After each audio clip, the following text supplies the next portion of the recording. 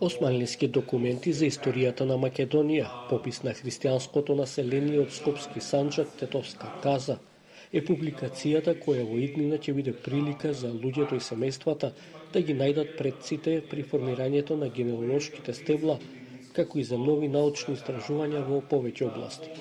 Податоците се најдени од авторот Аднан Шериф, вработен во Државен архив, кој ги превел од османлиско-турски на македонски јазик.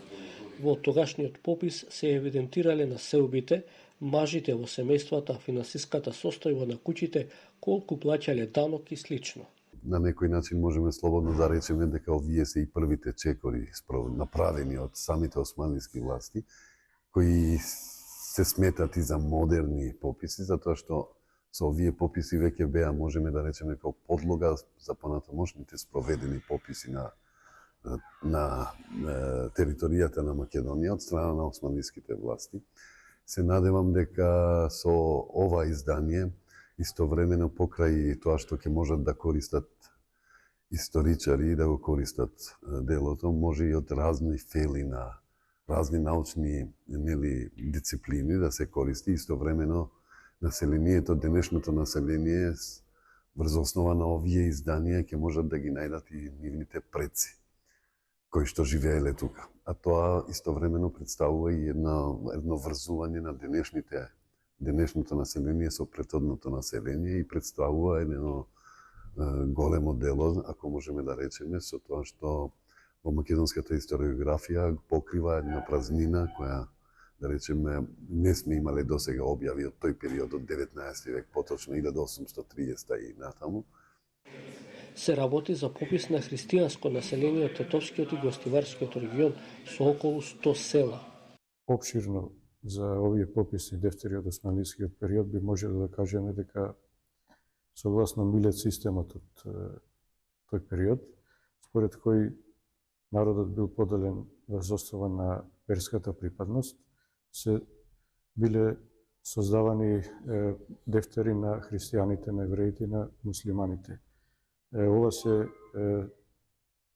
правило од практични причини, затоа што христијаните и евреите биле обврзани со плаќање на данок, со кој биле ослободени од служење воен рок, додека муслиманите, освен пообичајните даноци кои ги плаќале кон државите, биле и обврзани со воен рок.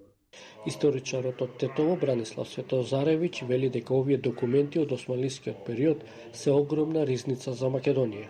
Книгата е многу корисна за прво сите оние кои сакаат да ги истражуваат своите претходници, предци на овој терен. Потоа интересна за истражување на миграциите, демографијата. Оние кои се занимаваат со акронимите, многу интересни имиња, има потоа топонимијата, исто така. Тука читателот ќе открие дека има и некои села кои сега воопшто ги нема. Исто така е интересно, например, во многу села каде што денес не живее македонско христијанско население, во тоа време живееле од 1838 година и христијански жители.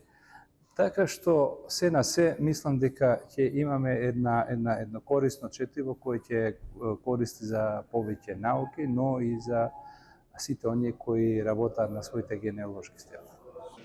Оваа публикација во издание на Државниот архив на Македонија, кој покрај промоција во Музеот на Тетовски крај постави изложба насловена Документи и фотографии за Македонија од времето на османлискиот период.